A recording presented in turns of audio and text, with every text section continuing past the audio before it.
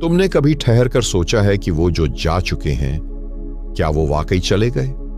क्या मृत्यु केवल एक अंत है या किसी सूक्ष्म उपस्थिति की शुरुआत? तुम्हारे घर के कोने में, तुम्हारे भीतर की स्मृति में, तुम्हारे स्वप्नों में क्या वो अब भी विद्यमान नहीं है? वेदांत कहता है, आत्मा कभी मरती नहीं, न वह पैदा होती है न वह मिटती है। जो जन्म लेता है वह शरीर है, व्यक्तित्व है, नाम है, पर जो चुपचाप साक्षी बना रहता है वही तो आत्मा है। और आत्मा न तो समय से बंधी है न स्थान से। इसलिए जब कोई प्रिय चला जाता है, उसका शरीर जाता है, लेकिन उसका अस्तित्व, उसकी सूक्ष्म छाया यहीं रह जाती है।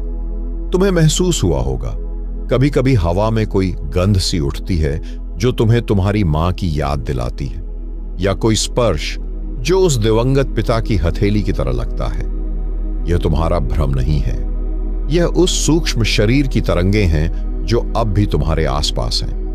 पर यह जानना जरूरी है कि यह उपस्थिति कोई भूत या हस्तक्षेप नहीं है, बल्कि प्रेम की स्मृति की ऊर्जा है। वेदांत कहता है, स्मृति भी एक प्रकार का अस्तित्व है, और स्मृति अगर तीव्र हो, यदि वह प्रेम से भीगी हो, तो वह सूक्ष्म रूप से जीवित रहती है। इसलिए तुम्हारे पूर्वज जो कभी यहां थे, वे अब भी हैं, तुम्हारे भीतर, तुम्हारे आसपास, तुम्हारी चेतना के आयाम में। अब जरा ध्यान से सुनो मित्रों, क्या आप कभी आधी रात के सन्नाटे में अचानक ऐसा महसूस करते हैं जैसे कोई आपको देख रहा है? क्या कभी किसी उत्सव में आप उस व्यक्ति की कमी नहीं, बल्कि उसकी मौन उपस्थिति को महसूस करते हैं जो अब इस संसार में नहीं है? यह कोई कल्पना नहीं, यह सूक्ष्म यथार्थ है जिसे केवल संवेदनशील मन और सजग हृदय ही पहचान पाते हैं। आप यदि ध्यानपूर्वक इस सीरीज को अंत तक सुनेंगे तो न केवल आप इस रहस्य को समझेंगे, बल्कि एक नई दृष्टि से जीवन और मृत्यु को देख सकेंगे।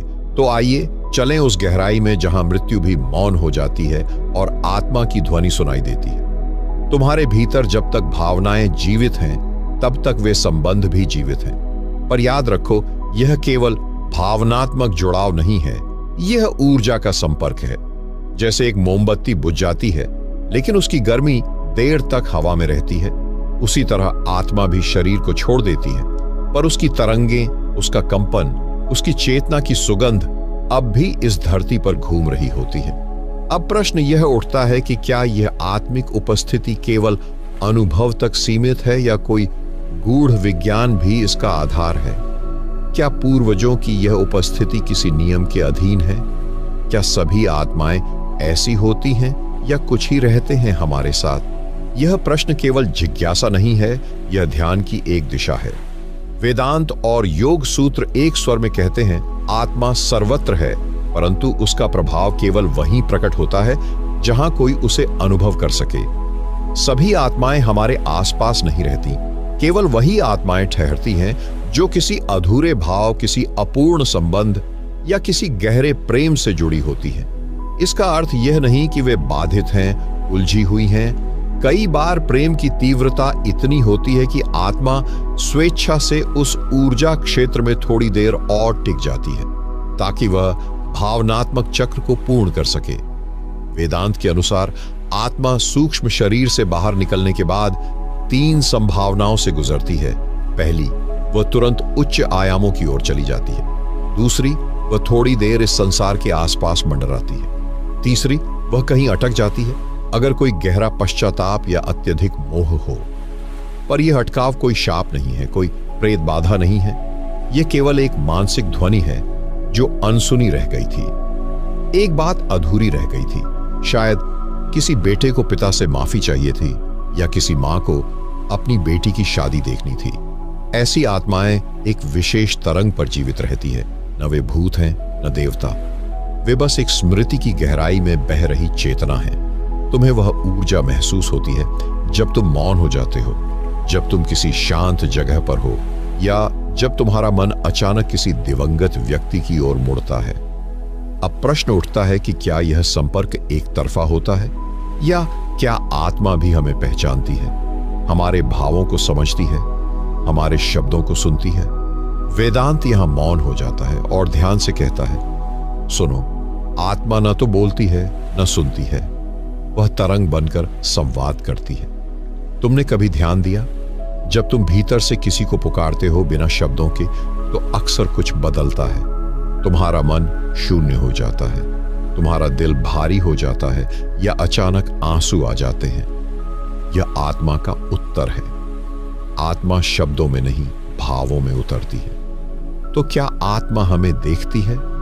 क्या वह हमारे जीवन की गति को समझती है? यह प्रश्न केवल भावुकता से नहीं जन्मा है। यह चेतना की गहराई में उठती एक पुकार है।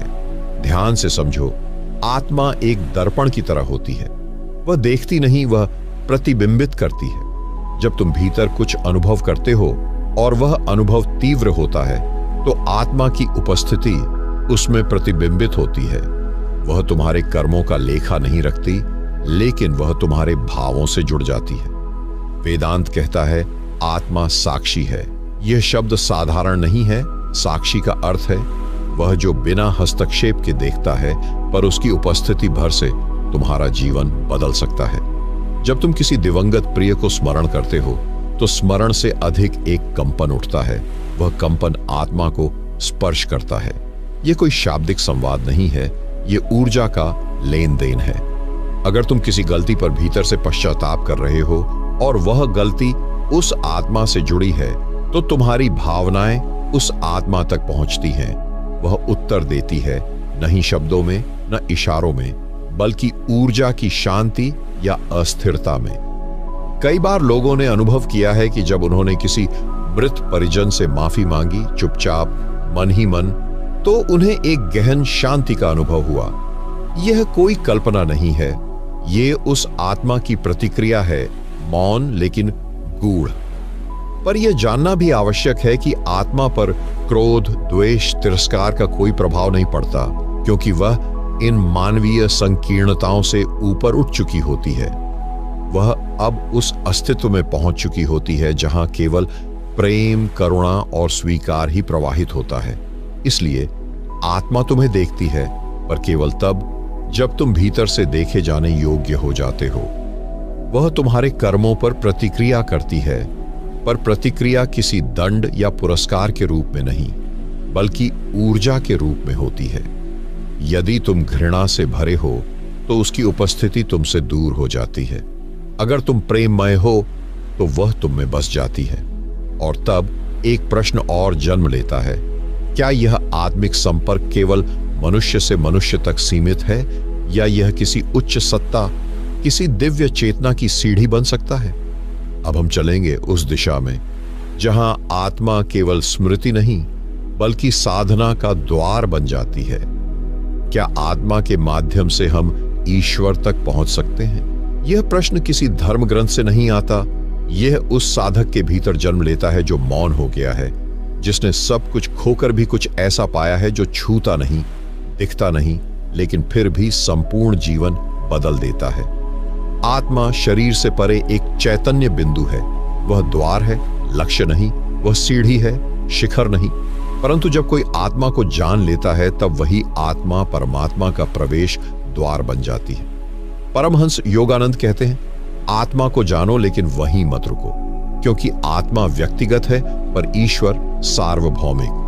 तुम्हारी आत्मा तुम्हारी निजी तरंग है, जैसे हर वीणा की ध्वनि भिन्न होती है, लेकिन ईश्वर वह संगीत है, वह मौन की वह तरंग है जो सब में एक साथ बज रही है।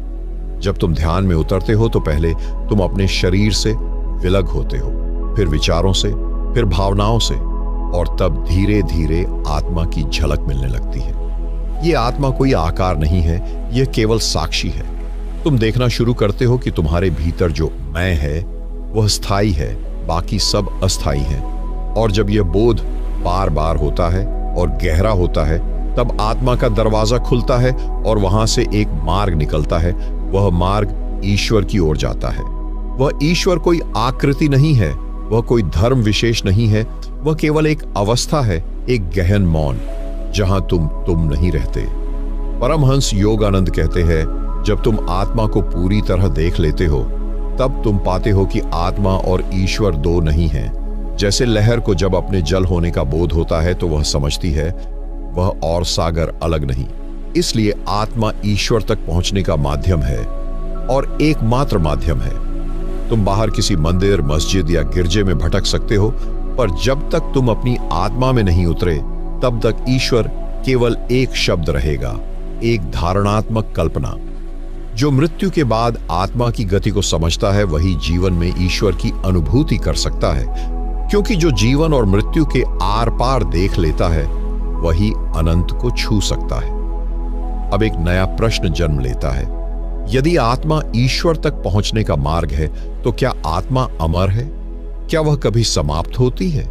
या फिर यह भी संभव है कि आत्मा का अस्तित्व भी एक पड़ाव मात्र हो? क्या आत्मा अमर है या वह भी एक समय के बाद विलीन हो जाती है? यह प्रश्न सतही नहीं है, यह स्वयं चेतना के मूल को झकझोर देता है। अमरता का अर्थ है जो कभी न मिटे, लेकिन क्या सच में आत्मा ऐसी है? जब हम आत्मा की बात करते हैं तो अक्सर यह मानकर चलते हैं कि आत्मा अमर है, अविनाशी है। हिंदू, बौद्ध, जैन और अनेक परंपराएं यही कहती हैं, आत्मा जन्म और मृत्यु के पार है। वह शरीर बदलती है, जन्मों की यात्रा करती है और अंततः ईश्वर में लीन हो जाती है। लेकिन यहीं एक गहरा मोड़ आता है। आत्मा की अमरता तब तक है जब तक मैं का बोध है। जैसे ही मैं की अंतिम परछाई भी मिट जाती है, आत्मा का विलय परमात्मा में हो जाता है। परमहंस योगानंद कहते हैं, आत्मा भी एक भ्रम है जब तक तुम पूरी तरह मौन में नहीं डूबे हो, क्योंकि जहां कोई स्व है वहां द्वैत है, और जहां द्वैत है वहां परम सत्य नहीं है। ध्यान में जब कोई गहराई से उतरता है तो वह देखता है कि आत्मा भी एक परत है, बहुत सूक्ष्म परत, बहुत पवित्र परत, परंतु फिर भी परत है। जैसे प्याज की परतें एक एक करके उतरती हैं, और अंत में जब सभी परतें उतर जाती हैं तो तुम पाते हो कुछ भी नहीं बचा, बस मौन बचा, बस शून्यता। और वही शून्यता ही सत्य है, वही परमात्मा है। इसलिए आत्मा अमर है, पर उस अमरता का भी एक अंत है, क्योंकि जब आत्मा अपनी यात्रा पूरी कर लेती है, जब सब अनुभव हो जाते हैं, जब सब जन्म पूरे हो जाते हैं, तब आत्मा स्वयं को छोड़ देती है। यह आत्महत्या नहीं है, यह आत्मा की समाधि है। यह विलीन होना है, जैसे नदी सागर में समा जाए। अब नदी नहीं बचती, केवल सागर बचता है। तुम उसे देख नहीं सकते, पहचान नहीं सकते, क्योंकि अब कोई नहीं बचा जो देख सके। यह वही अवस्था है जिसे बुद्ध ने निर्वाण कहा, महावीर ने कैवल्य और शंकर ने ब्रह्म। जो आत्मा को अमर समझकर उससे चिपके रहते हैं वे पुनर्जन्म के चक्र में फंसे रहते हैं, पर जो आत्मा की यात्रा को पूर्णता तक ले जाते हैं वे आत्मा से भी मुक्त हो जाते हैं। अब प्रश्न उठता है, जब आत्मा परमात्मा में विलीन हो जाती है तब क्या वह फिर कभी लौटती है? क्या पुनर्जन्म की कोई अंतिम सीमा है? क्या पुनर्जन्म की कोई अंतिम सीमा होती है, या आत्मा बार बार जन्म लेती रहती है? यह प्रश्न सरल नहीं है। यह समय, अस्तित्व और चेतना के चक्र को छूता है। जन्म और पुनर्जन्म का चक्र एक गति है जो तब तक चलती रहती है जब तक आत्मा की यात्रा अधूरी है। परमहंस योगानंद कहते हैं, आत्मा तब तक बार बार जन्म लेती है जब तक वह स्वयं को नहीं जानती। यह पुनर्जन्म कोई दंड नहीं है, यह अवसर है। यह अस्तित्व की करुणा है कि तुम्हें बार बार मौका दिया जाता है। हर जीवन एक अवसर है, अपने आप को जानने का, मिटाने का, पूर्ण होने का। आत्मा के लिए पुनर्जन्म एक पाठशाला है। हर जीवन में कुछ अधूरा छूट जाता है। कोई प्रेम अधूरा रह जाता है, कोई घृणा बाकी रह जाती है, कोई वासना अधूरी रह जाती है, और जब कोई भाव अधूरा रह जाता है तो आत्मा को वापस आना पड़ता है उसे पूर्ण करने के लिए। लेकिन अगर कोई आत्मा पूर्ण हो जाए, अपने कर्मों को समझ ले, उनसे ऊपर उठ जाए, तो पुनर्जन्म का चक्र वहीं समाप्त हो जाता है।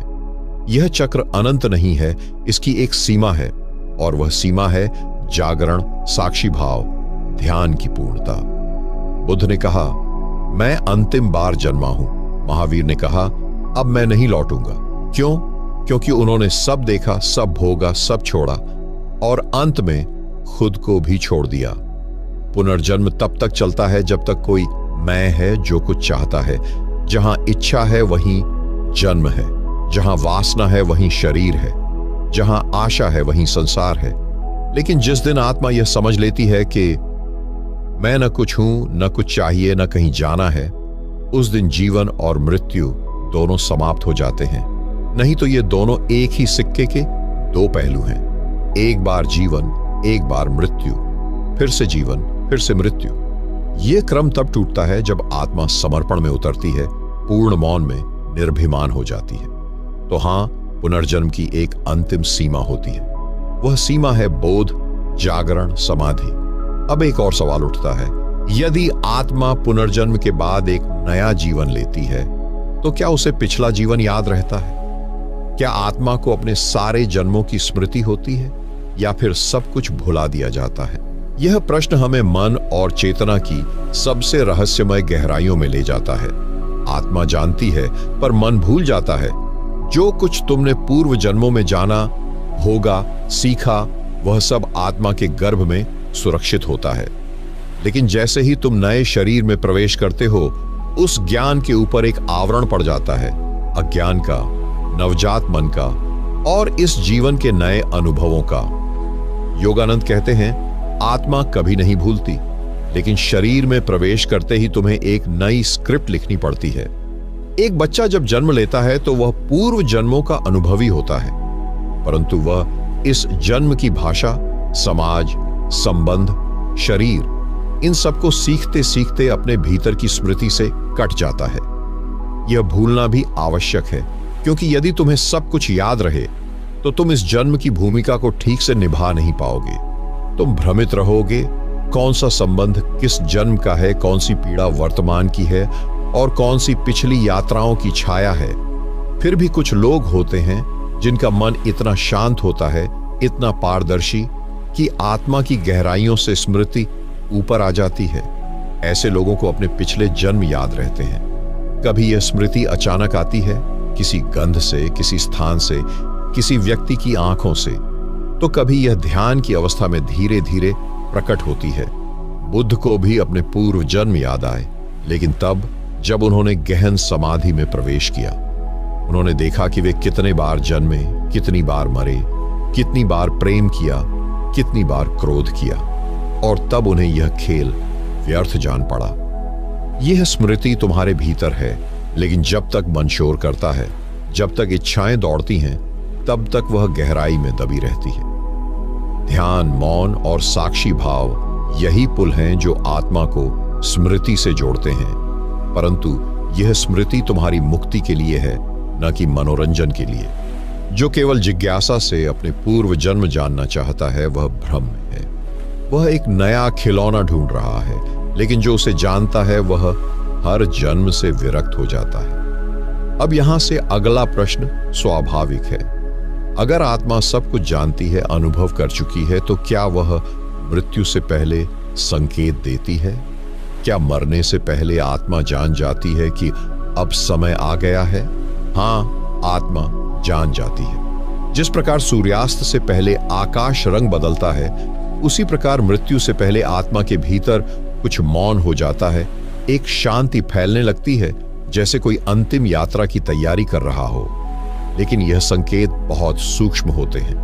मन यदि बहुत अशांत हो, वासनाओं से भरपूर हो, तो वह इन संकेतों को नहीं पकड़ पाता। लेकिन जिनके जीवन में थोड़ी भी सजगता रही हो, जिन्होंने कभी ध्यान के क्षणों को छुआ हो, वे मृत्यु के इस बुलावे को महसूस कर लेते। परमहंस योगानंद कहते हैं, मृत्यु कोई अचानक घटने वाली दुर्घटना नहीं है। वह धीरे धीरे पास आती है, जैसे कोई धूप में से परछाई धीरे धीरे बढ़ती चली आए। आत्मा को यह भान हो जाता है कि अब यह शरीर, यह भूमिका, यह कहानी समाप्त हो रही है। बहुत से महापुरुषों ने मृत्यु से पहले अपने शिष्यों को संकेत दिए। रामकृष्ण परमहंस ने कहा था, अब मेरा कार्य पूर्ण हुआ, अब मैं जा रहा हूं। बुद्ध ने भी अपने अंतिम शब्दों में कहा था, अब मैं अपने रूप को छोड़ रहा हूं, जागो, सचेत हो जाओ।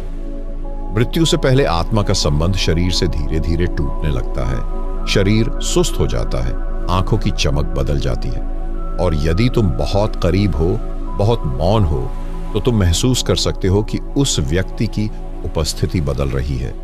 यह जानना केवल बुद्धों के लिए नहीं है। हर आत्मा को मृत्यु पूर्व आभास होता है। लेकिन जो जीवन भर स्वयं से भागता रहा हो, वह इस आभास को भी नजरअंदाज कर देता है। वह मृत्यु को भी एक दुर्घटना की तरह देखता है। परंतु जो सजग रहा हो, जो हर क्षण को पूरी जागरूकता से जिया हो, उसके लिए मृत्यु कोई अंत नहीं बल्कि अंतिम दीप है, जिसके बाद अंधेरे का डर नहीं बल्कि प्रकाश की पराकाष्ठा होती है। अब यहां से अगला प्रश्न उठता है, जब आत्मा शरीर छोड़ देती है तो क्या वह तुरंत किसी और शरीर में प्रवेश कर जाती है, या उसके बीच में भी कोई यात्रा होती है? हाँ, होती है। मृत्यु और पुनर्जन्म के बीच आत्मा एक मध्य अवस्था में जाती है, जिसे प्राचीन ग्रंथों में अंतराल कहा गया है। बौद्ध इसे बर्दो कहते हैं। हिंदू दर्शन में यह प्रेतलोक या सूक्ष्म यात्रा काल के रूप में जाना गया है, और ओशो ने इसे एक गहन अंतरिक्ष कहा है, जहां आत्मा अपने कर्मों का पुनरावलोकन करती है। मृत्यु के तुरंत बाद आत्मा एकदम हल्की हो जाती है, मानो कोई बोझ उतर गया हो। वह शरीर के बंधन से मुक्त हो जाती है, लेकिन मन अभी भी उसके साथ होता है। मन जिसमें तुम्हारे सारे संस्कार, इच्छाएं और अधूरी कामनाएं भरी होती हैं, वही उसे खींचकर अगली यात्रा की दिशा तय करता है। यह मध्यकाल न तो स्वर्ग है न नर्क। ये एक प्रतीक्षा है, जैसे कोई यात्री रेलवे प्लेटफॉर्म पर अगली गाड़ी की प्रतीक्षा कर रहा हो। लेकिन यह प्रतीक्षा सुखद भी हो सकती है और दुखद भी। इस पर निर्भर करता है कि आत्मा का बोझ कितना है। यदि आत्मा ने जीवन में गहन ध्यान किया है, प्रेम किया है, यदि वह जागरूक रही है, तो यह मध्यकाल एक विश्राम की तरह होता है। वह शांत, मौन और प्रकाशपूर्ण होता है। लेकिन यदि जीवन वासनाओं, हिंसा, लालच और अज्ञानता में बीता है, तो यही अंतराल एक बेचैन यात्रा बन जाती है, जहां आत्मा भटकती है, भयभीत होती है और अगले जन्म के लिए छटपटाने लगती है। परमहंस योगानंद कहते हैं, जब तुम शरीर छोड़ते हो, तब तुम जो हो वही पूरी नग्नता में सामने आता है। तब कोई मुखौटा नहीं रहता, कोई समाज, धर्म, पैसा, पद, कुछ भी नहीं। तुम्हारे साथ केवल तुम्हारा सत्य जाता है, और यही सत्य तुम्हें खींचता है, कभी किसी गर्भ की ओर, कभी किसी आकांक्षा की ओर। जो आत्मा ध्यान में पारंगत होती है, वह इस मध्य अवस्था में भी अपनी दिशा स्वयं तय कर सकती है। वह चुन सकती है पुनर्जन्म लेना है या नहीं, कहां लेना है, किस प्रकार के अनुभवों के लिए लेना है। लेकिन यह स्वतंत्रता केवल उसे मिलती है जो जीवन में मुक्त हुआ है। बाकी आत्माएं जिन्होंने जीवन को यंत्रवत जिया है, वे इस मध्य काल में भी अचेतन रूप से बहती रहती हैं। और जब कोई उपयुक्त गर्भ उपलब्ध होता है, जब कोई कामना और कर्म का मिलन होता है, तब पुनर्जन्म घटता है। अब यहां से अगला प्रश्न आता है, जब आत्मा फिर से जन्म लेती है, तो क्या वह अपने पूर्व जन्म की स्मृतियों को साथ लेकर आती है, या वे सब कुछ वहीं बीच रास्ते में छूट जाता है? आत्मा सब कुछ साथ लाती है, लेकिन स्मृतियां गहरी तहों में छिपी रहती हैं। ऐसा नहीं है कि कुछ भी मिट जाता है। कर्म, संस्कार, वासनाएं, भय, प्रेम, दुख, क्रोध, हर बात आत्मा के साथ जाती है, परंतु एक गहरी नींद में लिपटी हुई। जिस प्रकार कोई बीज अपने भीतर पूरा वृक्ष छिपाए होता है, उसी प्रकार आत्मा भी अपने अतीत के पूरे वृक्ष को बीज की तरह साथ लेकर आती है। लेकिन जन्म लेते ही यह स्मृति तात्कालिक रूप से सुप्त हो जाती है। शिशु को अपने पूर्व जन्म की बातें याद नहीं रहती, क्योंकि नए शरीर, नई इंद्रियां, नया मस्तिष्क, यह सब एक नया आवरण बन जाते हैं। ये आवरण आत्मा की पुरानी आवाजों को ढक लेते हैं। फिर भी ये स्मृतियां पूरी तरह खोती नहीं हैं। वे कभी कभी स्वप्नों में उभरती हैं, कभी किसी विशेष स्थान या व्यक्ति से मिलने पर एक गूढ़ पहचान बन जाती है, जिसे हम देजा व्यू कहते हैं। मानो पहले भी यहां आ चुके हैं, पहले भी यह सब देख चुके हैं। परमहंस योगानंद कहते हैं, तुम जो हो वह तुम्हारे पिछले जन्मों की लय है। तुम्हारा चेहरा, तुम्हारा आकर्षण, तुम्हारा भय, तुम्हारी आकांक्षाएं ये संयोग नहीं है, ये तुम्हारी आत्मा का इतिहास बोल रहे हैं। जो व्यक्ति ध्यान करता है, जो अपनी चेतना को भीतर की गहराई में ले जाता है, वह इन तहों को खोल सकता है, और तब वह देखता है वह सिर्फ यह जीवन नहीं है, बल्कि अनेकों जीवनों की श्रृंखला है। कभी कभी छोटे बच्चे भी अपने पूर्व जन्म की बातें बताने लगते हैं, जैसे कि वे सब कुछ जानते हों। भारत में कई ऐसे प्रमाण हैं जहां बच्चों ने अपने पिछले जीवन के स्थान, परिजन, यहां तक कि अपनी मृत्यु का विवरण भी सही सही बताया है। परंतु जैसे जैसे समाज उन पर अपना प्रभाव डालता है, स्कूल, धर्म, परिवार, उनकी पुरानी स्मृति दब जाती है। वे इस जीवन के सांचे में ढल जाते हैं और पिछली चेतना की खिड़कियां बंद हो जाती हैं। यदि मनुष्य इन खिड़कियों को फिर से खोल सके तो वह देख सकता है कि मृत्यु कोई अंत नहीं है, जन्म कोई शुरुआत नहीं है, यह तो एक अनंत यात्रा है। आत्मा एक धारा की तरह है जो देहों के किनारों को छूती हुई बहती जाती है। इसलिए योगानंद बार बार कहते हैं, अपने को जानो, क्योंकि जो तुम अभी हो वही तुम हमेशा से रहे हो और वही आगे भी रहोगे। ध्यान, मौन, आत्म अवलोकन, ये ही साधन हैं जिनसे आत्मा अपने खोए हुए नक्शे को फिर से पढ़ सकती है। मित्रों, इस यात्रा में आपने साथ दिया। हमने मिलकर आत्मा के रहस्यों के गहरे सागर में गोता लगाया। शव जलने के बाद आत्मा की यात्रा, उसका शरीर छोड़कर अन्य लोकों में प्रवेश और पुनर्जन्म के रहस्यों को समझने का प्रयास किया। यह सब ज्ञान हमें सिर्फ मन की सतही समझ से नहीं मिलता, बल्कि उस अंतर्निहित जागरूकता से मिलता है जो हर पल हमारे भीतर धड़क रही है। मैं आपसे एक विनम्र आग्रह करता हूं, अपने भीतर की इस गहराई को खोजते रहिए, सवाल पूछते रहिए और स्वयं की खोज में लगे रहिए। लास्ट टाइम बस इतना ही कहूंगा, यदि आप मेरे चैनल में नए दर्शक बनकर आए हैं, मेरे चैनल को सब्सक्राइब और वीडियो को लाइक अवश्य करें और कमेंट में अपना विचार जरूर साझा करें। अगले वीडियो में हम आत्मा की अंतिम मुक्ति, मोक्ष के रहस्य पर चर्चा करेंगे। तब तक के लिए ध्यान रखें, सजग रहें और प्रेम बांटते रहें। धन्यवाद।